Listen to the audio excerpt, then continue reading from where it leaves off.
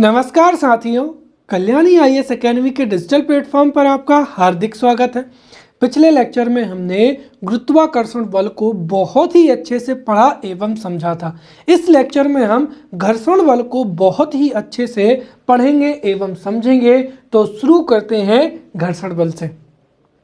हम जड़त्व का नियम पढ़ चुके हैं और न्यूटन की गति के प्रथम नियम या जड़त्व के नियम के अनुसार यदि कोई वस्तु विराम अवस्था में है तो वह विराम अवस्था में रहेगी, और यदि कोई वस्तु गति की अवस्था में है तो वह गति की अवस्था में रहेगी जब तक कि उस पर कोई वाह बल ना लगाया जाए। इसी न्यूटन की गति का प्रथम नियम कहते हैं। तो कई बार बच्चे पूछते हैं कि सर अगर ये नियम है तो जैसे मान लीजिए कि अगर कुछ खिलाड़ी फुटबॉल खेल रहे हैं और किसी खिलाड़ी ने क्या किया, फुटबॉल पर जोर से बल लगाया तो फुटबॉल क्या करने लगी, गति करने लग गई। लेकिन कुछ दूर बाद में ये फुटबॉल जो है लुढ़कते लुढ़कते क्या हो जाती है, रुक जाती है। इसका कारण क्या है?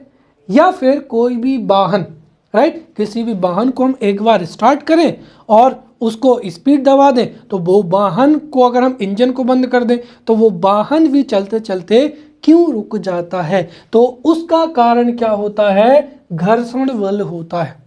दरअसल यहाँ पर मैंने बताया कि ये जो फुटबॉल है या कोई भी वस्तु जो है गति की अवस्था में है तो वो गति की अवस्था में ही रहेगी, परंतु यहाँ पर जो है इस फुटबॉल के ऊपर धरातल के बीच में यहाँ पर एक बल लग रहा है, एक वह बल लग रहा है जो कि है घर्षण बल।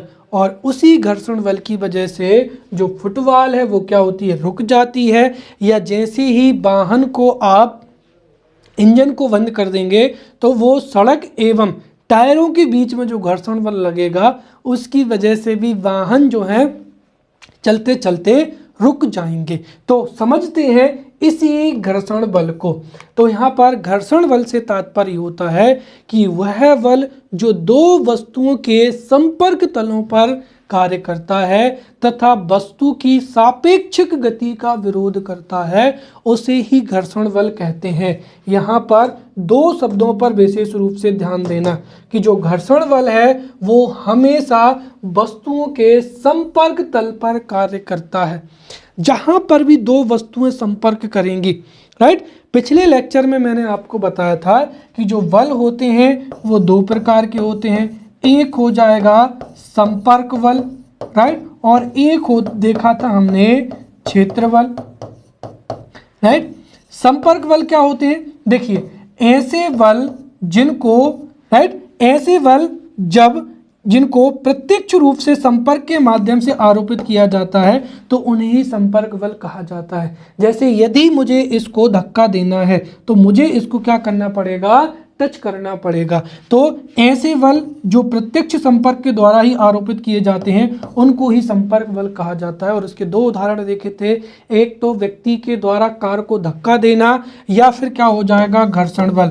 तो जो घर्षण बल है वो भी क्या होता है, एक संपर्क बल का ही उदाहरण है, क्योंकि जो घर्षण बल है वो दो वस्तुओं की संपर्क जो सतह है वहीं पर कार्य करता है। अर्थात जहां कहीं पर भी दो वस्तुओं के जो भी पार्ट्स का संपर्क होगा या जो भी आपस में संपर्क करेंगे उनके बीच में ये बल कार्य करता है। और दूसरी इसकी विशेषता क्या है कि ये उन दोनों की जो सापेक्षिक गति है उसका क्या करता है, विरोध करता है। तो ये अगर आपकी परिभाषा में दोनों शब्द हैं तो आपको 3 में से 3 मार्क्स मिलेंगे। तो घर्षण बल की अगर परिभाषा पूछी जाए तो हम सीधा कह सकते हैं कि वह बल जो दो वस्तुओं के संपर्क तलों पर कार्य करता है तथा दो वस्तुओं की सापेक्षिक गति का क्या करता है, विरोध करता है, उस बल को ही संपर्क बल कहा जाता है। उदाहरण के तौर पर हम वही फुटबॉल वाला जो है उदाहरण दे सकते हैं कि यदि ग्राउंड पर कोई फुटबॉल रखी है और यदि आपने उसको किक कर दिया है या उसमें ठोकर मार दी है तो न्यूटन की गति के प्रथम नियम या जड़त्व के नियम से तो उस फुटबॉल को गति की अवस्था में रहना चाहिए, परंतु जैसे ही वह ग्राउंड पर लुढ़कती है तो उस फुटबॉल के बीच में, राइट, उस फुटबॉल के बीच में और ग्राउंड के बीच में यहाँ पर ये जो संपर्क सतह है, इस संपर्क सतह में क्या लगता है, घर्षण बल लगता है, जिसकी वजह से फुटबॉल अंत तक चलते चलते रुक जाती है, राइट। और ये घर्षण बल जो है गति का तब तक विरोध करता है जब तक वस्तु क्या हो, विराम अवस्था में ना आ जाए, राइट। या फिर हम इसी तरीके से वाहन वाला भी उदाहरण ले सकते हैं। तो कुल मिलाकर जो घर्षण बल है, राइट, जब कोई भी गतिमान वस्तु है और अगर वो किसी भी सतह के संपर्क में आ रही है तो उनकी जो संपर्क सतह हैं उनके बीच में घर्षण बल कार्य करेगा और इस वजह से वस्तु जो गति की स्थिति है उससे गति की स्थिति में परिवर्तन हो जाएगा और वस्तु विराम अवस्था या विराम की स्थिति में आ जाएगी।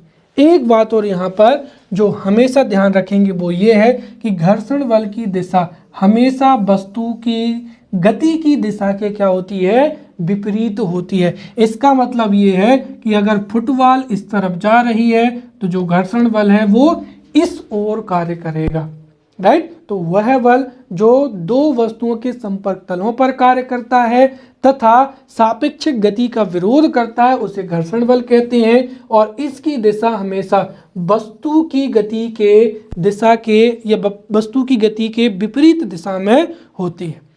जो घर्षण बल है उसके अगर हम प्रकार देखें तो घर्षण बल के मुख्य रूप से दो प्रकार हैं। एक हो जाएगा यहाँ पर स्थैतिक घर्षण हो जाएगा और दूसरा हो जाएगा गतिक घर्षण। तो स्थैतिक घर्षण और गतिक घर्षण। स्थैतिक घर्षण का ही एक और रूप पढ़ेंगे हम सीमांत घर्षण, राइट। और गतिक घर्षण का हम यहाँ पर उदाहरण पढ़ेंगे सर्पी घर्षण और क्या हो जाएगा, लोटनिक घर्षण हो जाएगा। तो ये दोनों ही बड़े क्या हैं, सरल हैं, जिनको हम समझते हैं। तो पहला हो जाएगा यहाँ पर स्थैतिक घर्षण बल या जिसे क्या कहा जाता है, स्थैतिक घर्षण बल या स्टैटिक फ्रिक्शनल फोर्स हो जाएगा। स्थैतिक घर्षण बल क्या होता है, देखिए, यदि किसी सतह पर कोई वस्तु स्थिर अवस्था में रखी हुई है तो उस वस्तु तथा सतह के बीच में जो घर्षण बल कार्य करेगा उसको ही क्या कहा जाता है, स्थैतिक घर्षण बल कहा जाता है। मान लीजिए यहाँ पर ये क्या हो जाएगा कि लोहे का एक क्या रखा हुआ है, बॉक्स रखा हुआ है। तो यहाँ पर जो लोहे का, तो यदि किसी सतह पर, राइट, ये सतह हो जाएगी। तो यदि किसी सतह पर कोई वस्तु स्थिर अवस्था में रखी हुई है तो उस वस्तु तथा सतह के बीच में जो घर्षण बल कार्य करता है उसे ही क्या कहा जाता है, स्थैतिक घर्षण बल कहा जाता है, राइट। और स्थैतिक घर्षण बल तब तक कार्य करता है जब तक कोई भी वस्तु गति की अवस्था में नहीं आ जाती है, राइट। इसके साथ ही एक और विशेष बात यह है कि जैसे जैसे इस वस्तु में गति लगाएंगे, अब यहाँ पर बल का नियम भी है, राइट। आप समझिए, ये अगर अपनी स्थिति की अवस्था में है और अगर हम इसको मूव करना है तो जैसे जैसे हम इस पर बल लगाएंगे जो घर्षण बल है उसके मान में भी क्या होती है, वृद्धि होती है। तो जैसे जैसे बाह्य बल बढ़ता है वैसे वैसे स्थैतिक घर्षण का मान भी क्या होता है, बढ़ता है, राइट। और ये तब तक जो घर्षण बल तब तक कार्य करता है जब तक कि कोई वस्तु स्थिर अवस्था से गति अवस्था में ना आ जाए। तो सीधा हम कह सकते हैं कि किसी सतह पर रखी हुई स्थिर वस्तु तथा उस सतह के बीच में या उस सतह के बीच में जो लगने वाला बल होता है उसको ही स्थैतिक घर्षण बल या स्टैटिक फ्रिक्शनल फोर्स कहते हैं। इसका ही एक रूप क्या होता है, सीमांत घर्षण बल होता है। जैसा कि मैंने बताया कि यदि कोई सतह है उस पर कोई भी क्या रखा हुआ है, बॉक्स रखा हुआ है, राइट। तो यदि किसी सतह पर कोई भी वस्तु स्थिर अवस्था में रखी हुई है तो उस वस्तु तथा सतह के बीच में जो बल कार्य करेगा वो होगा स्थैतिक या स्टैटिक फ्रिक्शनल फोर्स। और जैसे जैसे हम इस वस्तु पर क्या करते हैं, बल लगाते हैं, जो स्थैतिक घर्षण का मान है वह भी क्या होगा, बढ़ता चला जाएगा। जैसे जैसे हम यहाँ पर इस पर बल लगाएंगे स्थैतिक घर्षण का स्थैतिक जो स्टैटिक फ्रिक्शनल फोर्स है उसका मान बढ़ता चला जाएगा। लेकिन एक ऐसी स्थिति आएगी जब स्थैतिक घर्षण का मान और अधिक नहीं बढ़ पाएगा, बल्कि ये जो वस्तु है इसमें क्या हो जाएगी, गति हो जाएगी, ये गति की अवस्था में आ जाएगी और ये अपनी स्थिति में परिवर्तित होकर इस क्षेत्र में क्या हो जाएगी, पहुंच जाएगी। और वह बल जिससे वस्तु में गति उत्पन्न हो जाती है उसे ही क्या कहा जाता है, सीमांत घर्षण बल कहा जाता है। राइट, तो इसीलिए हम सीधा कह सकते हैं कि सीमांत जो घर्षण बल है, सीमांत घर्षण बल गति प्रारंभ करने के लिए न्यूनतम बल के बराबर होता है। अर्थात स्थिर रखी हुई किसी भी वस्तु, स्थिर रखी हुई किसी भी वस्तु में वह न्यूनतम बल जो उस स्थिर रखी वस्तु में गति उत्पन्न कर दे उसे ही क्या कहा जाता है, सीमांत घर्षण बल कहा जाता है। राइट, अगला हो जाएगा यहाँ पर गतिक घर्षण बल। तो इसकी परिभाषा भी बिल्कुल सरल है कि देखिए, गतिमान वस्तु एवं संपर्क सतह के बीच में जो बल कार्य करता है उसे ही क्या कहा जाता है, गतिक घर्षण कहा जाता है। मान लीजिए कि ये कोई पहिया हो जाएगा, राइट, या फिर ये एक फुटबॉल हो जाएगी। तो ये पहिया जो कि क्या कर रहा है, गति कर रहा है, तो किसी गतिमान वस्तु, राइट, किसी गतिमान वस्तु एवं संपर्क सतह के बीच में लगने वाले बल को ही क्या कहा जाता है, गतिक घर्षण बल कहा जाता है। और यहाँ पर अगर हम दो चीज़ों को कंपेयर करें, जैसे एक तो गतिमान वस्तु है और दूसरी क्या हो जाएगी, स्थिर वस्तु हो जाएगी। तो यहाँ पर अगर हमने स्थैतिक बल लिया, जैसे ये हो गया स्टैटिक फ्रिक्शनल फोर्स हो जाएगा F1, और यहाँ पर जो गतिमान वस्तु के बीच में जो घर्षण बल कार्य कर रहा है उसको हमने F2 मान लिया। तो हमेशा ध्यान रखें, F2 हमेशा F1 से क्या होगा, कम होगा। अर्थात जो स्थैतिक घर्षण होता है, स्थिर वस्तु एवं सतह के बीच में जो बल लगेगा वो स्थैतिक घर्षण होगा, और स्थैतिक घर्षण का मान हमेशा जो गतिमान वस्तु है या गतिक घर्षण बल से क्या होता है, अधिक होता है। तो गतिक घर्षण बल का मान सीमांत घर्षण बल से जो है कम होता है, या स्थैतिक घर्षण बल के मान से क्या होता है, कम होता है। जो गतिक घर्षण बल होता है यह भी कितने प्रकार से होता है, दो प्रकार से हो सकता है। राइट, क्योंकि यहाँ पर वस्तु दो स्थिति में हो सकती है, या तो वस्तु किसी सतह पर क्या है, लुढ़क रही है, रोल हो रही है, राइट, या फिर क्या है कि वस्तु किसी सतह पर स्लाइड कर रही है। राइट, तो जो गतिक घर्षण बल होता है, गतिक घर्षण बल फिर दो प्रकार का हो जाएगा, जिसमें पहला क्या हो जाएगा, सर्पी घर्षण बल। सीधी सी बात है कि यदि कोई वस्तु किसी सतह पर या किसी दूसरी वस्तु की सतह पर, राइट, तो जब कोई वस्तु किसी अन्य सतह पर या दूसरी वस्तु की सतह पर फिसलती है या स्लाइड करती है तो उनके बीच में जो बल कार्य करता है उसे हम क्या कहते हैं, सर्पी घर्षण बल या स्लाइडिंग फ्रिक्शनल फोर्स कहते हैं। राइट, और जब कोई वस्तु किसी अन्य वस्तु की सतह पर रोल करती है या लुढ़कती है तो उनके बीच में जो बल कार्य करता है उसे हम क्या कहेंगे, लोटनिक घर्षण बल कहेंगे, या रोलिंग फ्रिक्शनल क्या कहते हैं, फोर्स कहते हैं। तो बड़ी ही सीधी सी परिभाषा है कि जब कोई वस्तु, राइट, स्थिर अवस्था में रखी वस्तु एवं सतह के बीच में लगने वाले बल को ही क्या कहते हैं, स्थैतिक घर्षण बल कहेंगे। राइट, फिर गतिमान वस्तु और संपर्क सतह के बीच में जो बल कार्य करता है वो गतिक घर्षण हो जाएगा। फिर यदि कोई वस्तु, जैसे यहाँ पर हो जाएगा सांप, ये इस तरीके से अगर आप देखें, ये जो है सांप क्या करता है, एक तरीके से स्लाइड करता है, खिसकता है। तो जब कोई वस्तु, राइट, यदि कोई वस्तु किसी अन्य वस्तु की सतह के ऊपर क्या है, स्लाइड कर रही है, तो उसके बीच में जो घर्षण बल कार्य करेगा वो सर्पी घर्षण होगा। और अगर कोई वस्तु किसी अन्य वस्तु के ऊपर क्या है, रोल हो रही है, बिल्कुल क्या है, लुढ़क रही है, तो उसके बीच में जो बल कार्य करेगा वो कौन सा होगा, लोटनिक घर्षण होगा। इसमें अगर हम देखें तो यहाँ पर अब आप तुलना समझिए। देखिए, अगर स्थैतिक घर्षण की बात करते हैं तो स्थैतिक घर्षण बल का जो मान होता है वो हमेशा जो गतिक घर्षण बल से अधिक होता है। तो गतिक घर्षण बल से अधिक मान हमेशा स्थैतिक घर्षण बल का होता है। और वही अगर हम सभी घर्षण बलों में बात करते हैं तो हमें पता है कि स्थैतिक घर्षण बल का मान जैसे जैसे वस्तु पर बल लगाते हैं वो बढ़ता चला जाता है, और सबसे अधिक जो मान होता है वो किसका होता है, सीमांत घर्षण का।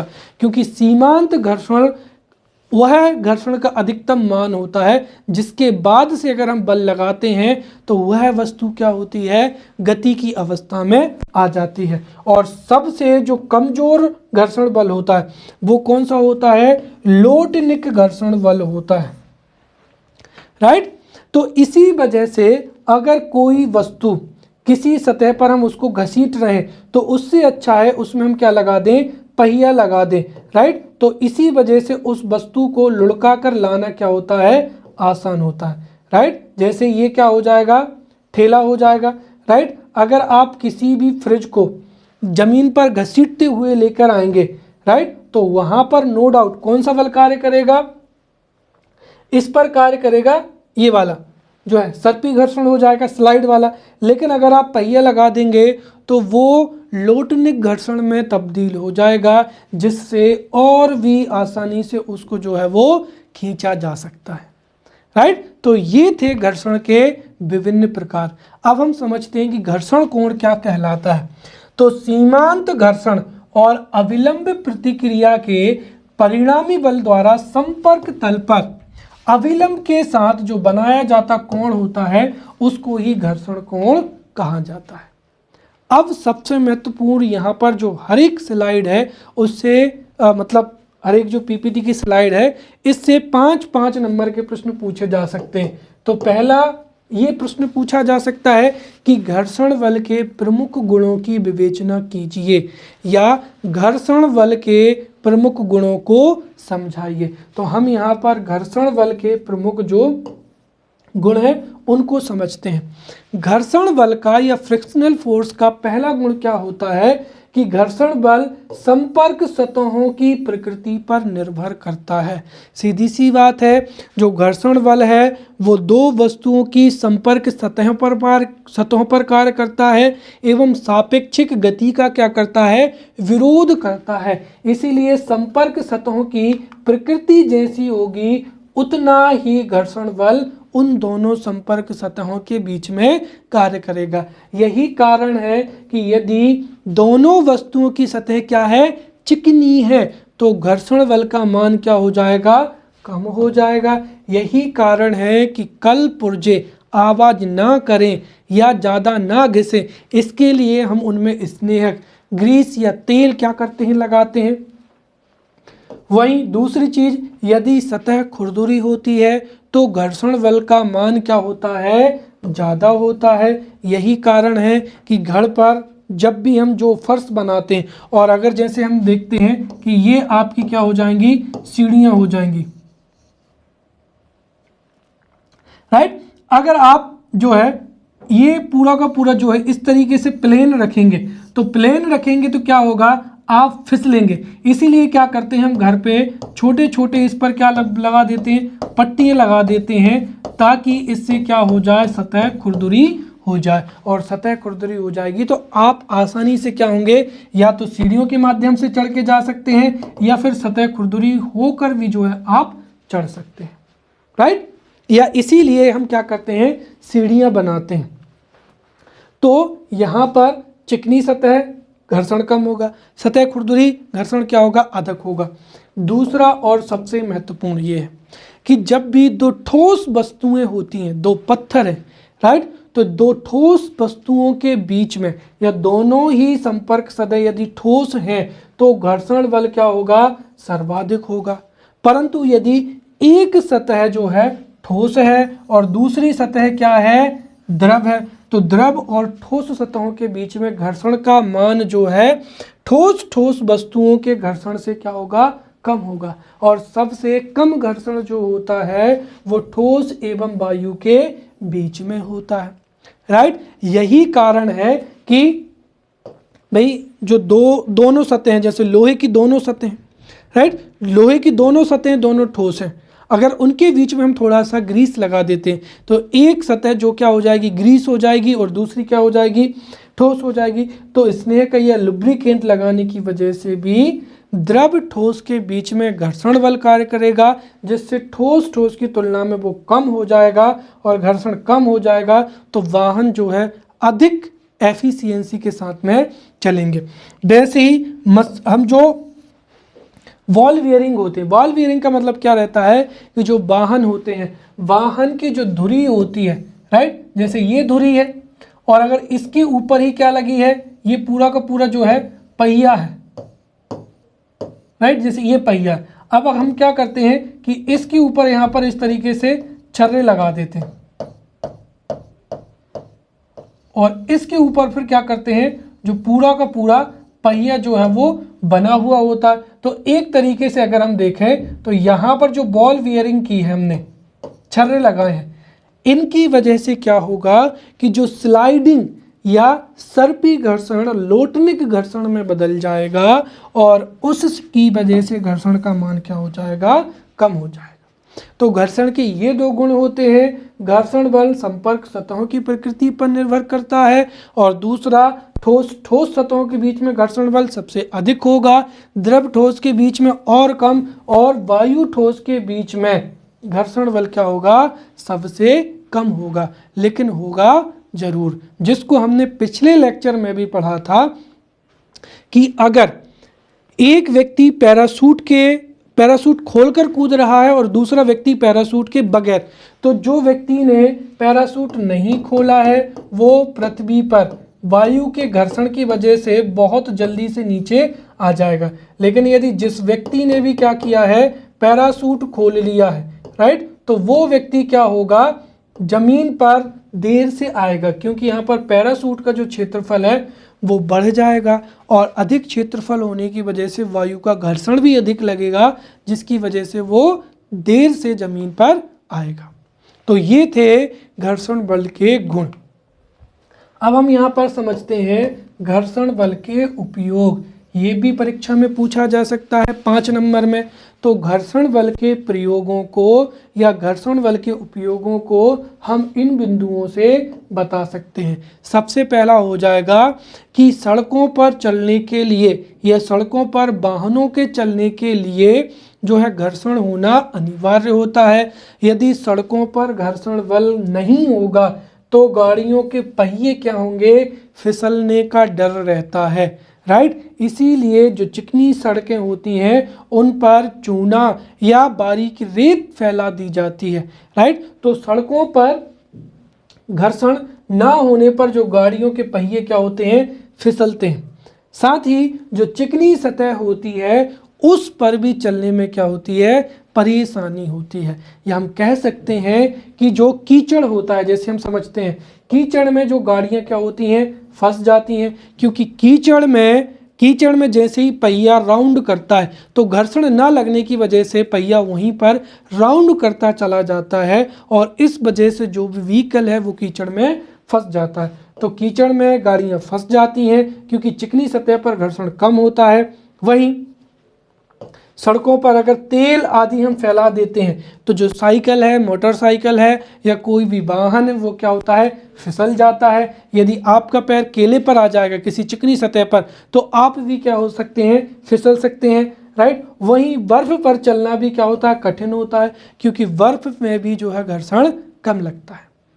तो कुल मिलाकर सड़कों पर चलने के लिए या फिसलने से बचने के लिए घर्षण का होना अनिवार्य है।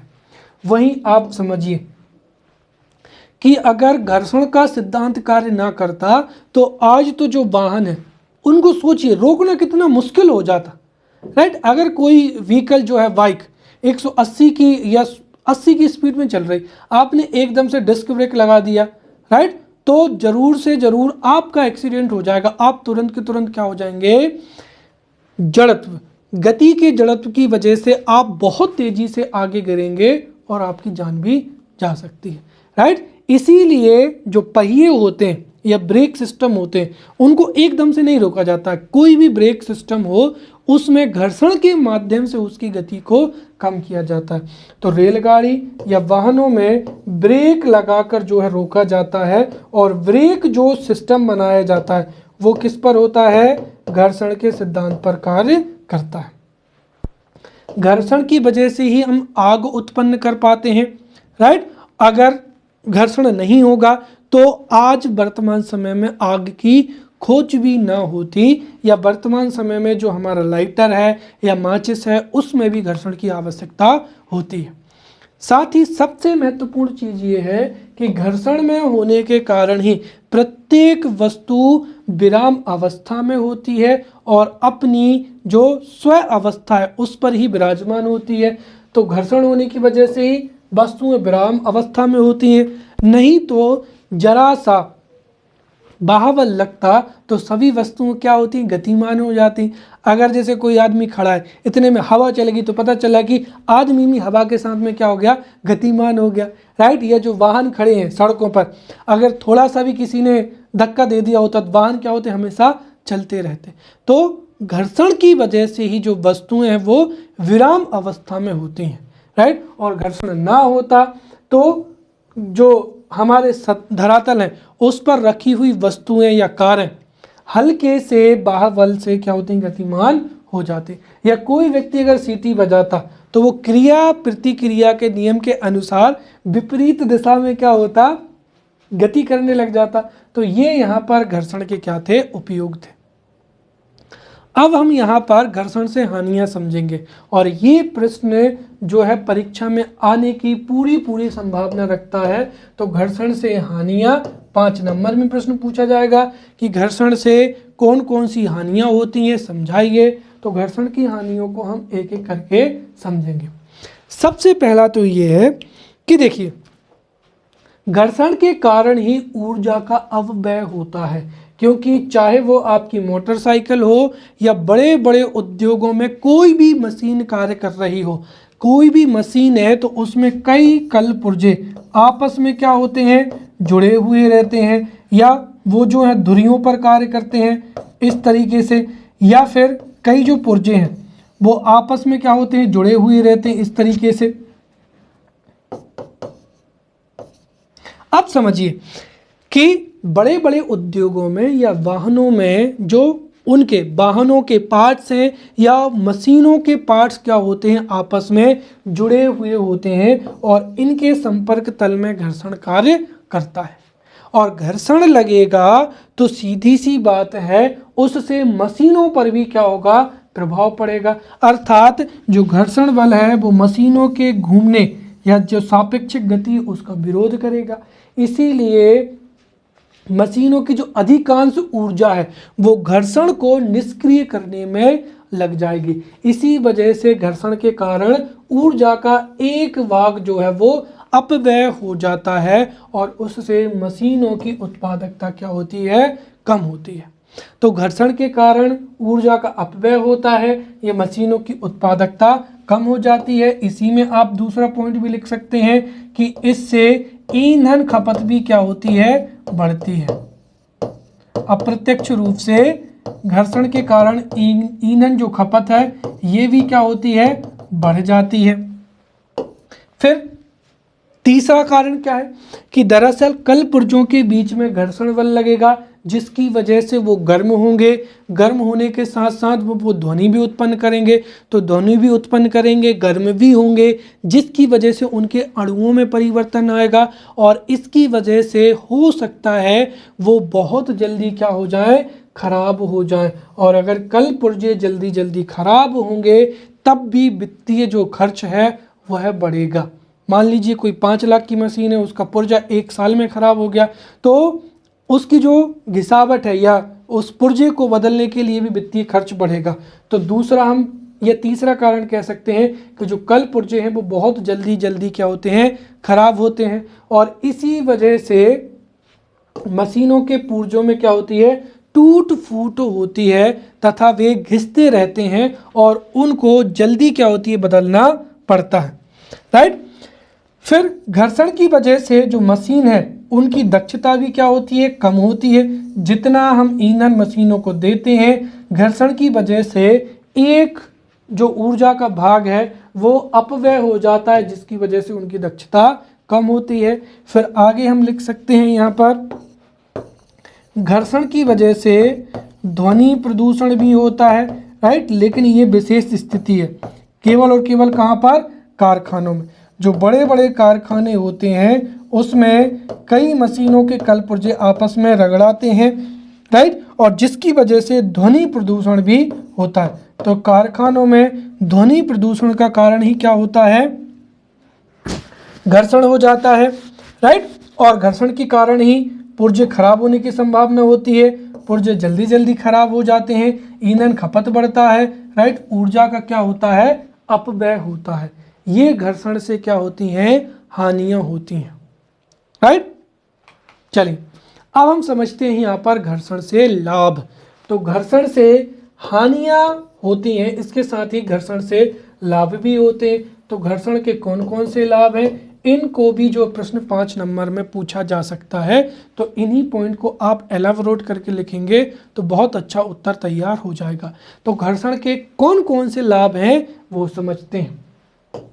सबसे पहली चीज़ तो यह है कि वर्तमान समय में जो हम पका हुआ भोजन खाते हैं वो आग की वजह से ही खाते हैं। राइट। आग का आविष्कार भी घर्षण की वजह से हुआ है। तो घर्षण से आग का आविष्कार हुआ है और घर्षण से ही आग उत्पन्न होती है। वर्तमान समय में जो लाइटर हैं या माचिस हैं वो घर्षण के सिद्धांत पर ही कार्य करते हैं और घर्षण की वजह से ही हम आग को जला पाते हैं। फिर दूसरा और सबसे महत्वपूर्ण प्रयोग क्या हो जाएगा कि घर्षण की वजह से ही वर्तमान समय में रेलगाड़ी या सभी जो वाहन हैं उनके जो ब्रेक हैं वो घर्षण के सिद्धांत पर कार्य करते हैं। इस वजह से हम बगैर किसी नुकसान के वाहन को जहां चाहे वहां रोक सकते हैं। तो वाहनों, विशेषकर रेलगाड़ी और जो वाहन हैं वो घर्षण के कारण ही उनको रोका जा सकता है। राइट। हाँ, घर्षण के द्वारा ही उनको रोका जा सकता है। तो ब्रेक लगाकर रेलगाड़ी है या वाहन है उनको रोका जा सकता है। तीसरा फायदा क्या है, मैंने बताया था कि घर्षण की अनुपस्थिति में चिकनी सतह पर, राइट, या फिर बर्फ पर चलना कठिन होता है, वाहन फिसलते हैं। और अगर घर्षण होगा तो उसकी वजह से ही रेलगाड़ी और जो अन्य वाहन है वो चल पाते हैं। राइट। फिर घर्षण के कारण ही हम पृथ्वी पर आसानी से क्या होते हैं, चल पाते हैं। अगर घर्षण नहीं होगा तो हम भी क्या हो जाएंगे, गिर जाएंगे। राइट। और हम ये भी कह सकते हैं कि घर्षण के कारण ही जो वाहन है वो कीचड़ से निकल पाते हैं। राइट। अगर हम घर्षण को क्या कर देते हैं, मजबूत कर देते हैं तो क्या हो जाएंगे, निकल पाते हैं। तो ये क्या हो जाएंगे, यहाँ पर घर्षण के लाभ हो जाएंगे। घर्षण से आग उत्पन्न होती है, रेलगाड़ी एवं अन्य वाहन जो है स्लिप नहीं होते हैं। राइट। ब्रेक लगाकर घर्षण के द्वारा रोका जा सकता है और हम आसानी से जो है वो चल पाते हैं। राइट। और कीचड़ से भी, अगर हम कीचड़ में भी जो है चिकनी सतह, अगर उसमें हम घर्षण को बढ़ा दें तो वो कीचड़ से निकल आएंगे। ये घर्षण के क्या हो जाएंगे, लाभ हो जाएंगे। क्लियर। अब महत्वपूर्ण सवाल ये है कि बड़ी बड़ी मशीनों में, बड़े बड़े कारखानों में कई संख्या में मशीनें होती हैं जिनमें कई पुर्जे होते हैं जो कि घर्षण की वजह से ध्वनि उत्पन्न करते हैं, जल्दी जल्दी खराब होते हैं या उनके खराब होने की संभावना होती है। इससे बचने के लिए कौन कौन से उपाय करने चाहिए, तो घर्षण को कम करने के उपायों को हम यहाँ पर एक एक करके समझते हैं। सबसे पहला तो क्या हो जाएगा, स्नेहक का प्रयोग करके। मैंने बताया था कि ठोस ठोस वस्तुओं के सतहों के बीच में घर्षण का बल अधिक कार्य करता है और यदि हम ठोस ठोस वस्तुओं की सतहों के बीच में अगर हम उनके बीच में स्नेहक जैसे ग्रीस या तेल वगैरह लगा देते हैं तो द्रव और ठोस के बीच में जो घर्षण है वो घर्षण का क्या होगा, मान कम हो जाएगा। इसकी वजह से भी घर्षण क्या हो जाएगा, कम हो जाएगा। तो स्नेह का प्रयोग करके हम घर्षण को कम कर सकते हैं। या फिर हमने देखा था कि अगर कोई एक सतह पॉलिश की हुई हो या एक सतह चिकनी हो तब भी घर्षण का मान कम हो जाएगा। तो सतह को जो है चिकना करने के लिए हम उस पर क्या कर सकते हैं, पॉलिश कर सकते हैं, जिससे घर्षण का मान क्या हो जाएगा, कम हो जाएगा।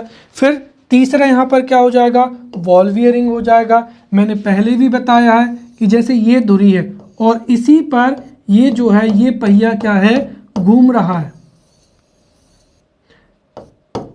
राइट। तो यहाँ पर क्या होगा, इन दोनों के बीच में यहाँ पर ये जो है ये घर्षण बल लगेगा और घर्षण बल की वजह से, राइट, ये घर्षण बल लगेगा, इसलिए पहिए को घुमाने के लिए अतिरिक्त ऊर्जा की आवश्यकता होगी। वहीं हम क्या कर सकते हैं कि इसमें बॉल बियरिंग कर देंगे।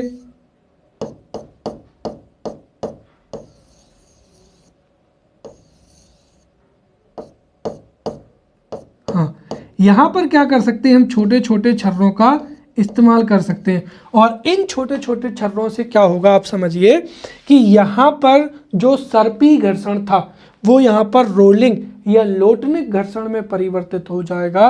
और लोटनिक घर्षण जो है सबसे कम शक्तिशाली होता है या उसका प्रभाव सबसे कम होता है, इसीलिए जैसे ही हम बॉल बियरिंग का प्रयोग करेंगे घर्षण का मान कम हो जाए। फिर ये प्रश्न भी एग्जाम में अलग से पूछा जाता है कि पनडुब्बी की या मछली की आकृति एक विशेष प्रकार की होती है, क्यों? या जहाज़ों को एक विशेष आकृति में डिजाइन किया जाता है, क्यों? उसका उत्तर भी क्या है, यही है। जो नाव है, वायुयान है या जलयान है, अगर उनकी आकृति व्यवस्थित नहीं होगी तो वायुयान है तो उसका घर्षण होगा वायु के साथ में, और जलयान है, पनडुब्बी है तो वो जल के साथ में क्या होगा, घर्षण करेगी। इसी वजह से वायु के साथ में या जल के साथ में घर्षण ना हो सके, इसके लिए उनकी एक विशेष आकृति जो है बनाई जाती है। तो पनडुब्बी, जहाज, वायुयान की एक विशेष प्रकार की आकृति, विशेषकर किस तरीके की, मछली के समान बनाई जाती है या धारा रेखीय बनाई जाती है, जिसकी वजह से उस पिंड या उस व्हीकल के संपर्क में जो भी तरल, चाहे वो जल हो चाहे वो वायु हो, राइट, उसका प्रवाह धारा रेखीय हो और वो कम से कम घर्षण बल क्या करे, आरोपित करे। इस वजह से वायुयान, पनडुब्बी, राइट, वायुयान, पनडुब्बी या जहाज की जो आकृति है वो धारा रेखीय बनाई जाती है। तो ये होगा यहाँ पर घर्षण कम करने के उपाय। अब हमने देखा था कि घर्षण से हानियां नहीं होती हैं बल्कि घर्षण से लाभ भी होता है। तो घर्षण से लाभ लेने के लिए हम किस तरीके से घर्षण बल को बढ़ा सकते हैं, और ये भी मुख्य परीक्षा में पूछा जा सकता है। तो घर्षण से लाभ लेने के लिए घर्षण को निम्न तरीकों से जो है बढ़ाया जा सकता है। सबसे पहली चीज तो ये है कि जैसे ये आपका क्या हो जाएगा, घर हो जाएगा, और यदि आपका घर का जो चढ़ाव है, जैसे ये आपका जो है इस तरीके से ये आपका घर बना हुआ है, एक मिनट, राइट, तो यदि आपके घर का जो चढ़ाव है, छोड़िए, इस तरीके से घर का चढ़ाव अगर क्या होगा, एक सीधी रेखा होगा, और हमने देखा है यदि घर का चढ़ाव चिकना है तो उस पर जो है आप फिस लेंगे, राइट, चिकनी सतह होगी, घर्षण कम होगा। इसीलिए जैसे ही आप क्या होंगे, चढ़ने का प्रयास करेंगे, आप फिसल कर क्या हो जाएंगे, नीचे गिर जाएंगे। यही कारण होता है कि घर के जो चढ़ाव होते हैं या तो हम उनको सीढ़ीनुमा बना देते हैं, या फिर जैसे आपको वाहन वगैरह चढ़ाने तो हम घर के जो चढ़ाव है उस पर कुछ क्या कर देते हैं, पट्टियां बना देते हैं। तो घरों के जो ढाल होते हैं, राइट, उस पर लाइनें डालकर या इस तरीके से कुछ कंक्रीट डालकर जो है हम घर्षण को बढ़ा सकते हैं, और इस घर्षण बल के साथ में आप आसानी से बिल्कुल हंसते हुए क्या होंगे, ऊपर चढ़ जाएंगे, राइट। दूसरा यहाँ पर हो जाएगा कि यदि कोई चिकनी सतह है, राइट, कोई चिकनी सतह है, जैसे कोई चिकनी सड़क है या फिर आपका फर्श है या फिर कोई भी अन्य जगह जैसे बर्फ है, राइट, तो चिकनी सतह जैसे सड़क या बर्फ, उस पर अगर हम सूखी मिट्टी डाल दें या रेत डाल दें तो उससे भी क्या होगा, घर्षण बल का मान बढ़ जाएगा और आप उस चिकनी सतह पर आसानी से चल पाएंगे। तीसरा, अब ये प्रश्न भी कई बार पूछा जाता है कि वाहनों के टायर या जूतों में खांचे क्यों बनाए जाते हैं।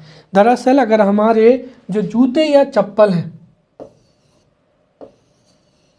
राइट, उनका सोल इस तरीके से क्या होगा, अगर जूते एवं चप्पलों का सोल अगर बिल्कुल क्या होगा, फ्लैट होगा, समतल होगा, तो वो सड़क के साथ में घर्षण कम लगेगा और घर्षण कम लगेगा तो आपका पैर बार बार स्लिप होगा। इसलिए आपको तेजी से चलने के लिए बार बार अधिक ताकत लगानी पड़ेगी।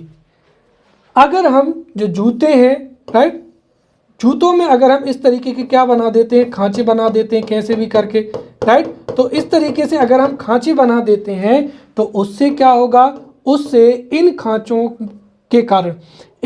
के कारण जो है धरातल से घर्षण बल का मान क्या होगा, बढ़ जाएगा और घर्षण बल का मान बढ़ जाएगा तो आप स्लिप नहीं होंगे और आसानी से चल पाएंगे। इसीलिए जूतों के जो तले होते हैं वो खुरदरे या खांचेदार बनाए जाते हैं और यही कारण है कि जो वाहनों के टायर होते हैं उनमें भी खांचे बनाए जाते हैं ताकि वाहन भी स्लिप ना हो, राइट। और आपने देखा होगा कि जो दौड़ने वाले होते हैं, राइट, दौड़ने वाले जो जूते होते हैं इस तरीके से अगर हम देखें,